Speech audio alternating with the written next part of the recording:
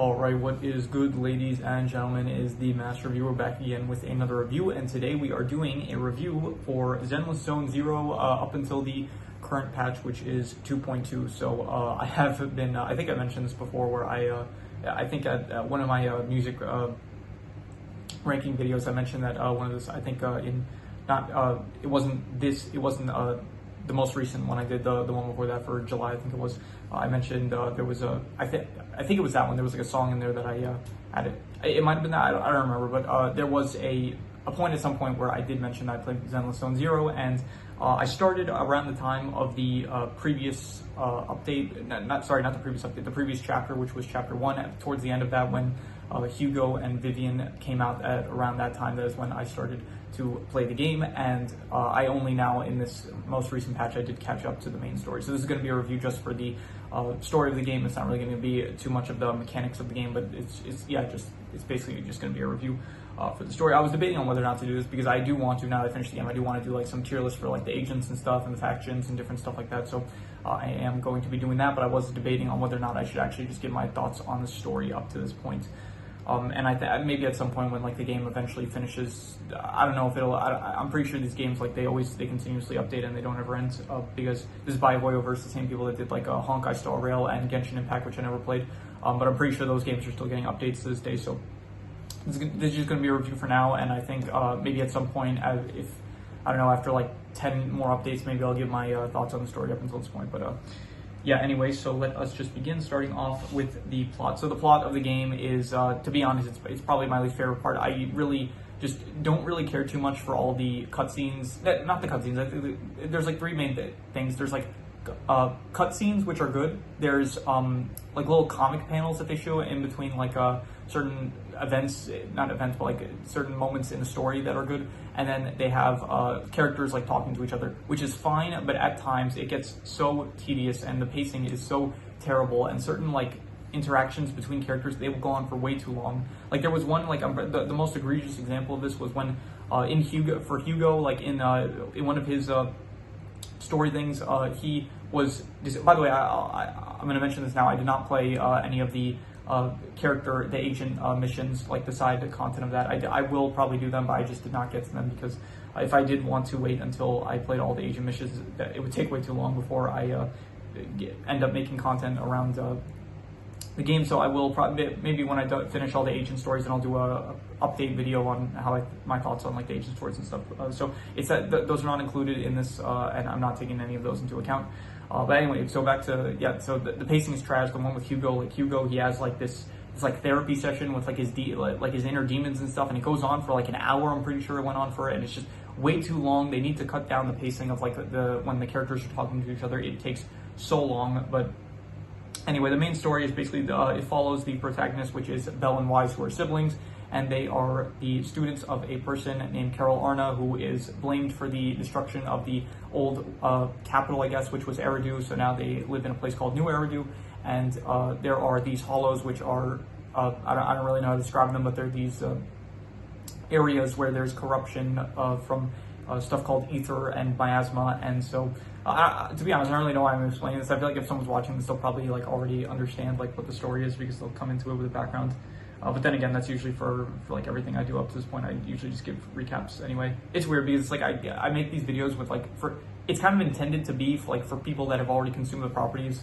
But then again, it's like, I also just like, I try to make it as open to just, I try to make it so that anyone could just watch these videos, even if you aren't aware of the property. So whatever.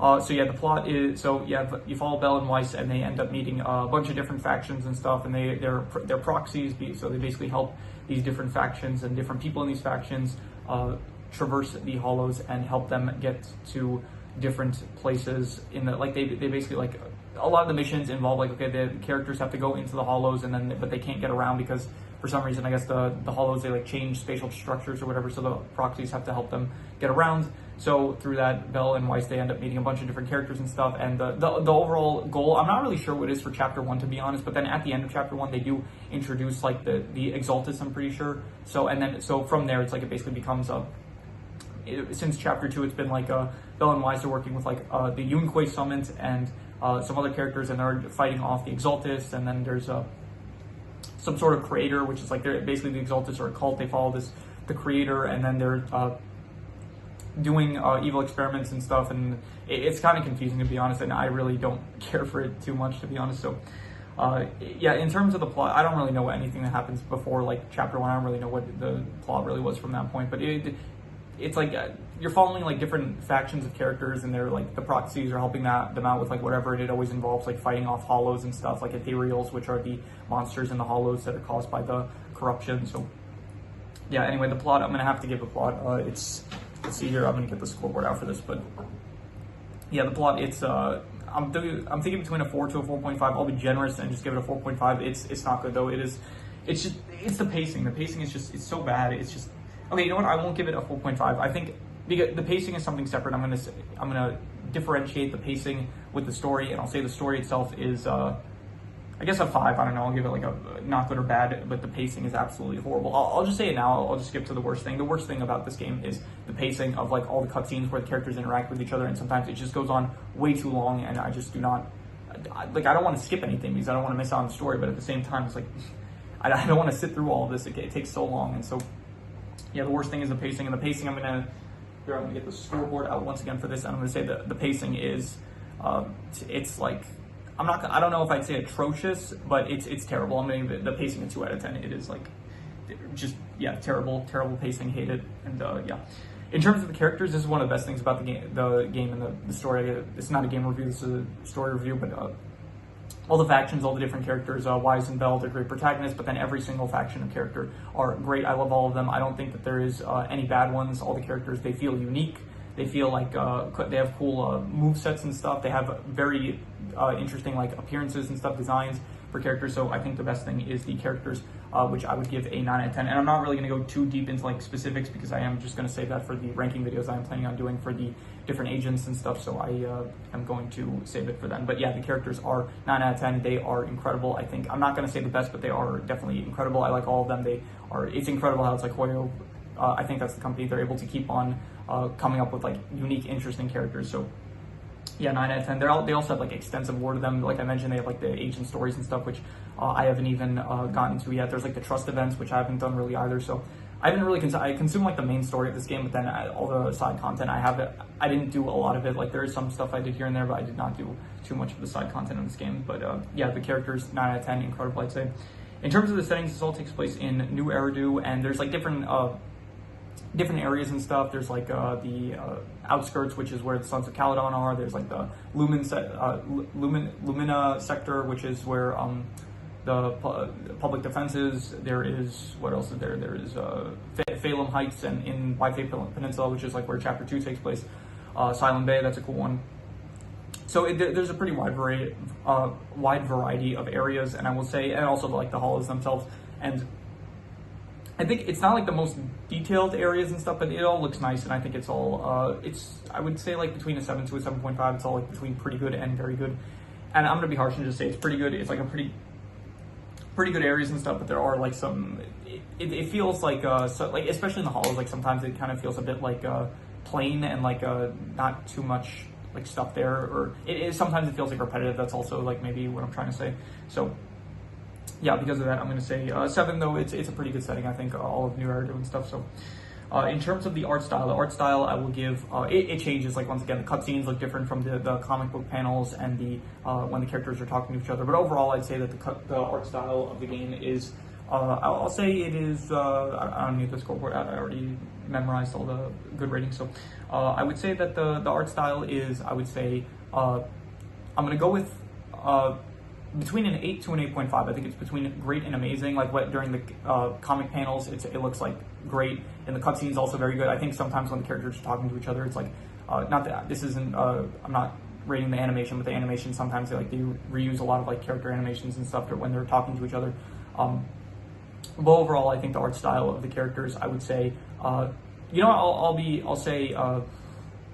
I'm thinking, yeah, I'll say amazing. I'll say 8.5. I think that, especially in a lot of the promotional material for the characters, like in their YouTube channel, it all like it looks good. The characters, they look the art style, it looks good for the characters and stuff. So, and yeah, I think I'll say 8.5. Even though like it's hard to pin down. Like it's not just one art style in this. It's like because once again, it's like you have the 3D versions of the characters, you have the 2D versions of the characters, you have like yeah, it changes here and there. So, but I'm just going to say overall 8.5, amazing. In terms of the action is very cool in the cutscenes. Once again, I'm not really trying to rate the gameplay. This is mainly just for the stories and stuff, and like the lore and the stories of the game. So, but the action, like you do have some cutscenes with some action, especially towards the end with Orphe versus Isolde and stuff. That was a cool final action sequence. You have I don't know, Hugo versus Lycan. That was cool. Like there are some cool action cutscenes here and there. So I'm gonna give the action and I'll go 8.5. I think I'll say amazing once again. Very cool, and yeah, I think the gameplay action is like it's different than like the actual. It's not the same as like the cutscene action and stuff, but so I'm not really rating the gameplay action. I think the gameplay action is also good though. So, but I'm not gonna get into that. I think I'll get into it probably more so. I think with the characters, I'm gonna also talk about their gameplay mechanics and stuff in the character ranking. So. In terms of the drama is like kind of tied in with the plot of the game, and so I think the drama is probably better than the plot. I think the drama, like here and there, when I don't know, like each chapter, usually not chapter, but the chapters are like the overall. The chapters like the overall. I don't know how to describe this, but it's like the game releases updates, and then it's like every I don't know. So far, there's like 2 chapters, and so it's like the first chapter is like all the updates up to like a certain update, and then they start a new chapter, and that now it's like the newest chapter is like. It has 2.0, 2.1, and then the newest one is 2.2 that like just came out, I think a week ago or something, or maybe more than that. I can't remember, but anyway, I forgot how I got to talk about that. But the drama is each update, basically each patch like has like new faction stuff, and with that comes like more plot development, and through that there's like drama and stuff. So this one had like Isolde betraying the Obel Squad, and it's revealed that she's Mevarok, and she's the one that is controlling the Exaltus and pinning the Exaltus against the Defense Force. So the drama, it's like I'm not the most invested in it, to be honest, because once again it is like part of the plot, which I do think is it's not really the most. It doesn't hook me really, to be honest. Like I think more so like I like the characters and the world itself better than the actual plot that they're doing with the Exalted and stuff. Mainly because the pacing is so shit that it's like there's like I don't know like.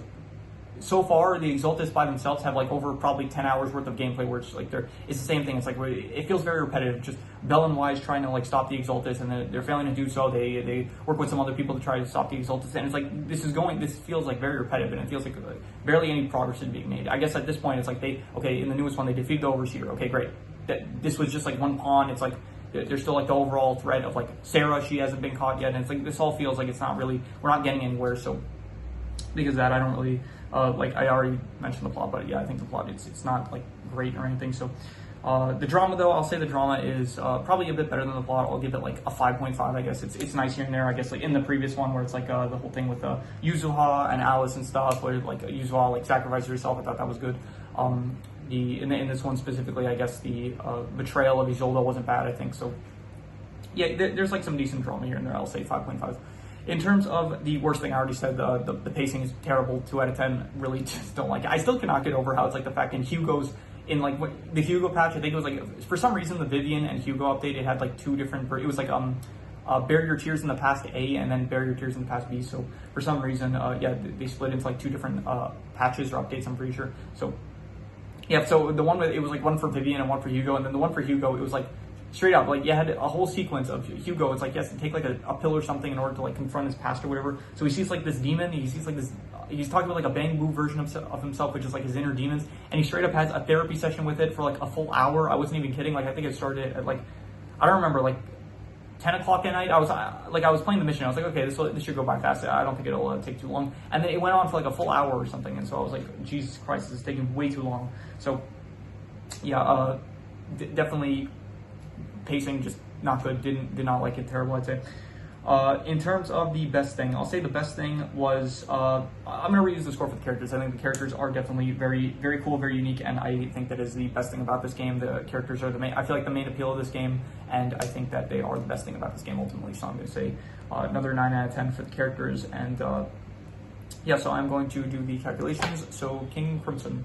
All right. So the final score ends up coming out to a 7 out of 10, and I do think that this is like just a rating for the story, not the actual game itself. I think the game itself is probably like better than a 7 out of 10. It's like 7 out of 10 is like pretty good.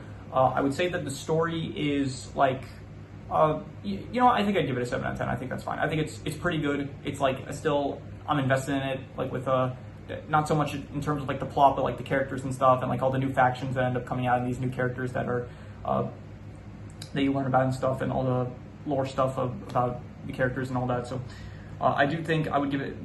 I think maybe between a 6.5 to a 7, like between good and pretty good, and I'm gonna be generous and say like pretty good, just because mainly because just the characters are that good. But yeah, I think the actual plot itself, like, and all the reasons that I mentioned, like with the pacing and stuff, I think that it brings it down from being like a much better story. So yeah, this is only up to like the version 2.2.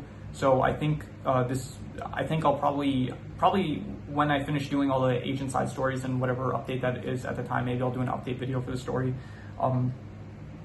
And yeah, I think the next few videos I'm gonna do some stuff with the rankings for like the characters and factions. I have some fun stuff that is gonna be fun to record. So look forward to that. And yeah, that is pretty much all there is to it. So if you have any recommendations, any shows, movies, video game stories, anime, web series, anything that you want me to review, leave it in the comments, and I will maybe possibly check it out. But with that said, that is pretty much all there is to it. So let's leave it at that.